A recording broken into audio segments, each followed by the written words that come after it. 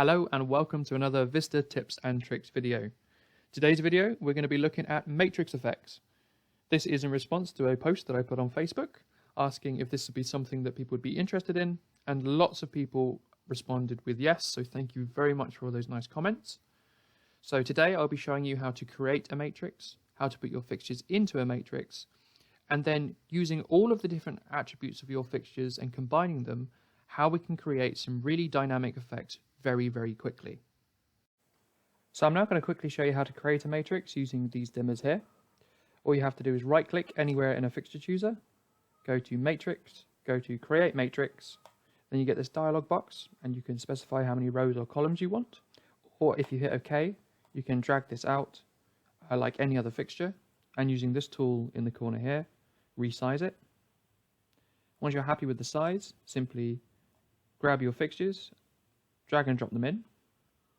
Once they're in, they can still be selected and moved around, so you can move them around to basically wherever you want.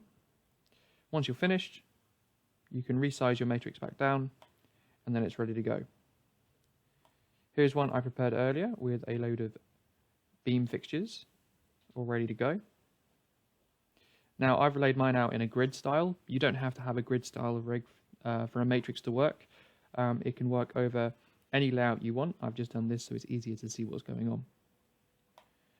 One more thing to note when using matrices is to make sure that you select the matrix when you want to program with it.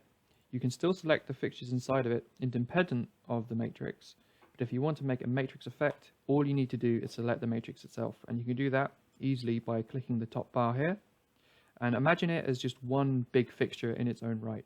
So it's one big multi-celled fixture. So to create some of the effects that I showed you in that small video that I put on Facebook, we're going to be using swing effects, and we're going to be using some presets that I've made to act as the steps in those effects. So I'm going to create a couple more presets to show you how I've done it, and then we'll start building some effects. So I've already created some position and intensity presets to start making some effects with. I'm going to make a couple more to show you a couple of the little things that you might need to watch out for when creating presets for matrices. But all I've got here is some positions, and then a preset that turns them off, and a preset that turns them on. I've also put them in a custom quick picker page, and I've enabled it effects presets. This is mostly for organization, but also if you're touring a show, first of all of your effects presets will be in the same place. And second of all, if you need to update any of them, you can simply update a preset rather than going through and updating every cue with that effect in it. To create a custom quick picker page, just right click in it, go to add new page, and then you can call it whatever you like. So I'm going to make a couple more presets now to kind of show you the process. So you can select your fixtures. I'm going to make a simple kind of right to left preset, so we'll go right first, adjust it, call this one right, and you're going to want to make sure at least one of these checkboxes are checked. Either make it a global or a fixture type preset so the matrix can also use it and share it. I'm going to make this one global just for ease of use. Then we'll take this over to the left and call it left. So once you've created yourself some position presets that the matrix can use and some intensity presets that the matrix can use, it's ready to make some effects. So to do that, clear your programmer and get rid of highlight. Select your matrix and not your fixtures by selecting this tab at the top. Then what you can do is you can go to your intensity and you can bring up the intensity of the matrix itself. So this isn't the individual fixture intensity, this is actually bringing up the intensity of the matrix. Then we can go to new effect, go to swing effect, choose intensity. Now for these effects I'm going to show you, you only need to have 2 steps, but you can have as many steps as you want in an effect, and to do that you can just click this plus button down here to add more, and this minus button to take them away again.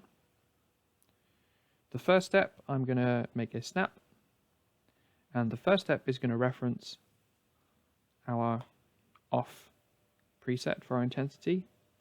And the second step is going to reference our on preset for intensity. So as you can see, we've already got that effect playing. Now to add position to this, we go to Advanced, we click the plus button down here to add another attribute to this effect. We choose Position, and now we can choose from our position presets. Now once again, I'm going to make the first preset a snap so it matches the intensity. Then select that first step, and I'm going to select this first preset here, and then for the second one I'm going to select this preset here. So now, as you can see, we have a wave going up our fixtures, but as it goes up, not only is it triggering our intensity effect, it's also triggering our position effect. So just by changing some of these steps, we can create some really nice looking effects. If we now go to Sequence, we can change how these sweeps are going to affect our matrix. So at the moment, we have a horizontal sweep, so we could go to a vertical one, or a diamond, or a square. And as you can see, with a few basic steps, we can create some really nice looking effects. If I go back to position and change up some of these, like we can use our right to left preset that we made a second ago. And as you can see, by changing the type of sweep we're using, we can get a really cool kind of staggered effect going across.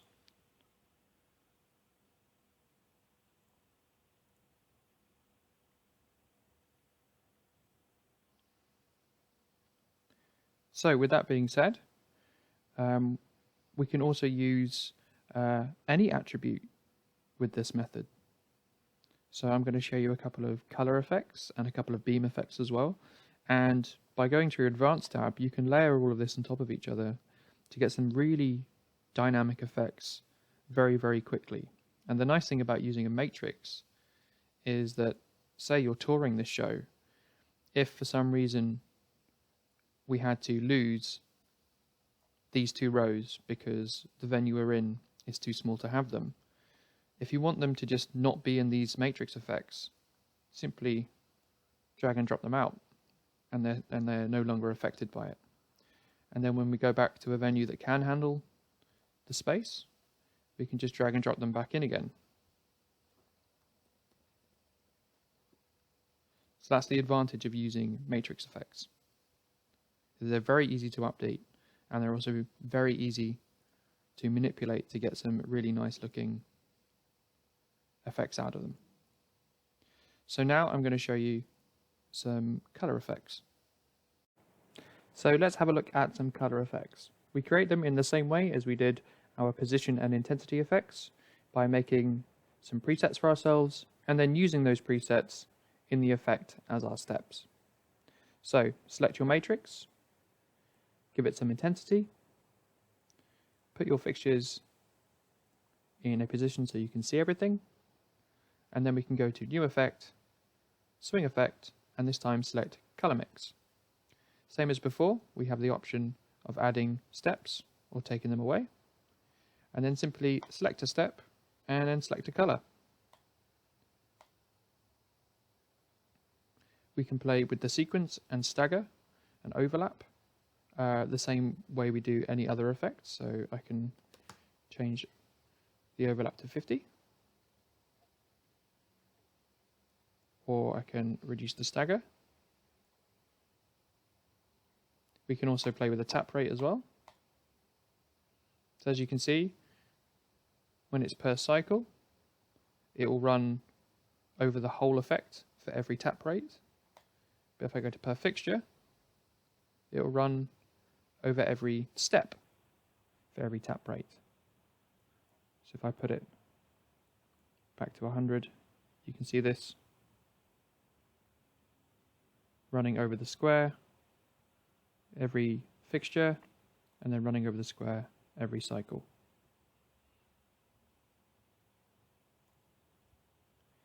We can change our effect simply by changing any of these steps. Another nice thing is that if you're picking colors on the fly, so say we want this to be white now, or green perhaps, we can go to our Components tab, and even though this is raw data at the moment, if we want to make this a preset, even though we're in the middle of building an effect, we can simply hold down our yellow modifier key or our control key, tap in our color presets, and then label it green. And not only will it create a preset for us, it would also update that preset straight into our effects engine. So that's just another little time-saving thing you can do. So even whilst you're building an effect quickly on the fly using your color picker, you can still create presets for all of these steps so they can be updated easily. So the last thing we're going to look at is video effects. So I'm going to stop this effect. Just going to clear everything. Now, same as before, select just the matrix, give it some intensity,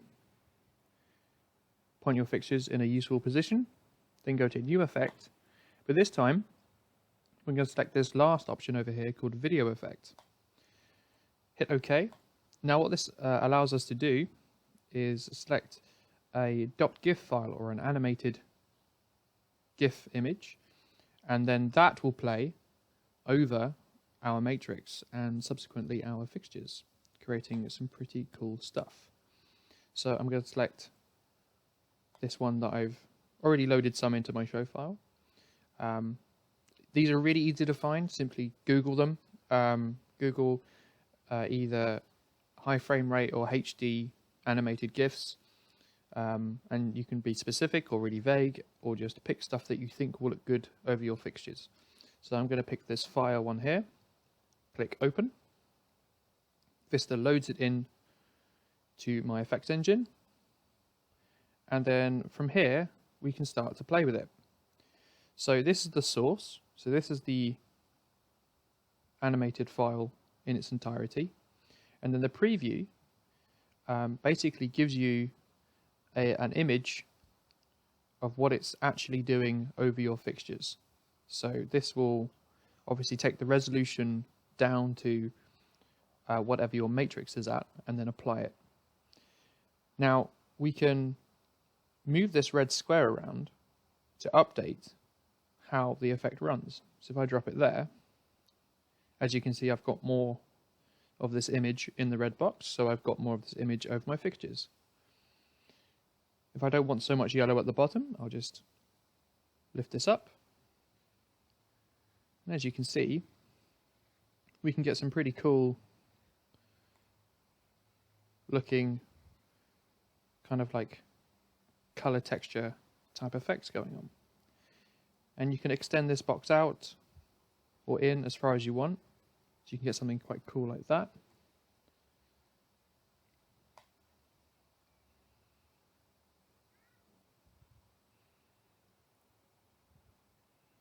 So add a nice position to it, and you can get some really nice looking stuff. Again, very easily, very quickly, simply by just playing an image over your fixtures. Now, the fixtures I'm using here are color mixing fixtures. They don't have color wheels, so this works obviously a lot better with things like LED fixtures, or if your fixture has CMY color flags. If your fixture has a color wheel, you'll probably struggle with this kind of effect because the color wheel will be trying to keep up with all the changing image. So I do suggest trying to do this over kind of LED based or color mixing fixtures. You can also add an effects master to this as well. So it will respond to an effects master, as you can see. So if I go to my console, just add that master. As you can see, I can bring the speed of this up and down using an effects master as well. So you could have an effects master dedicated to just kind of media or matrix effects to help with how you want these to run. You can also play with the speed and the frame rate here as well. And also which matrix you're targeting as well if you have multiple video effects running at the same time. I'll show you a couple more because they're quite fun. If you just want to create a new one, you can either just hit browse here and then select a new file, hit OK, and it'll update it immediately with that new file, ready for you to kind of chop and change however you want it to go. So that one's quite cool.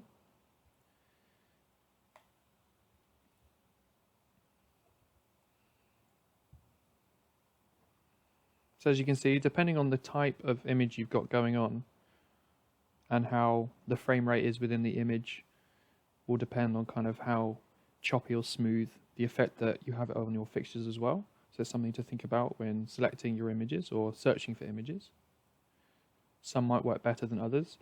There's kind of no great way of telling what's going to happen until you try it out with this type of thing. So I encourage everyone to just kind of look for some cool stuff. I mean, that one works really well, I think. Or if you just want to take it down to the center to get a more kind of concentrated look.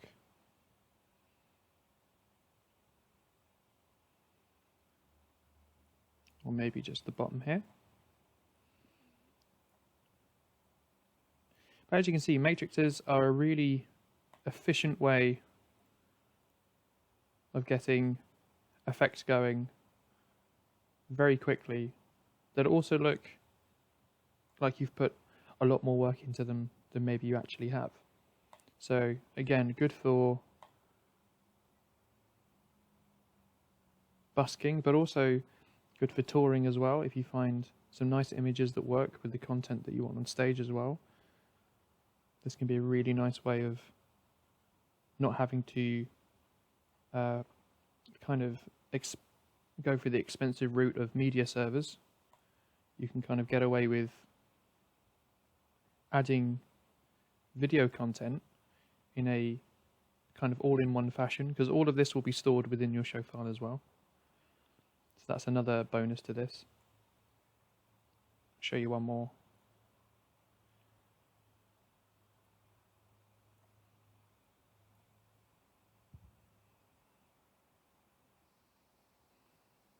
And while this is running as well, so if I had this video effect running, I can also, with my matrix selected, go to New Effect, and then add one of our kind of intensity and position effects over the top.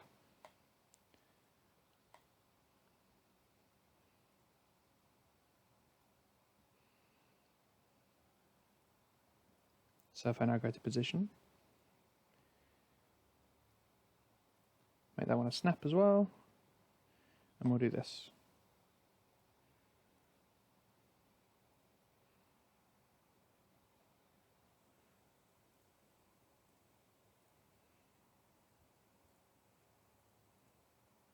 So there we go. So we have a video effect controlling the color, and then we have our position and intensity effect,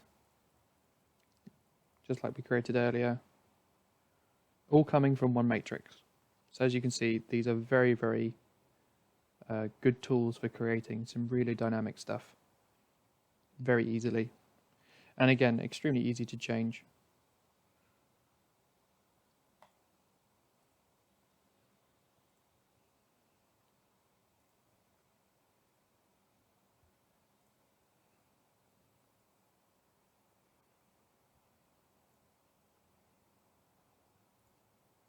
There you go, that's quite cool.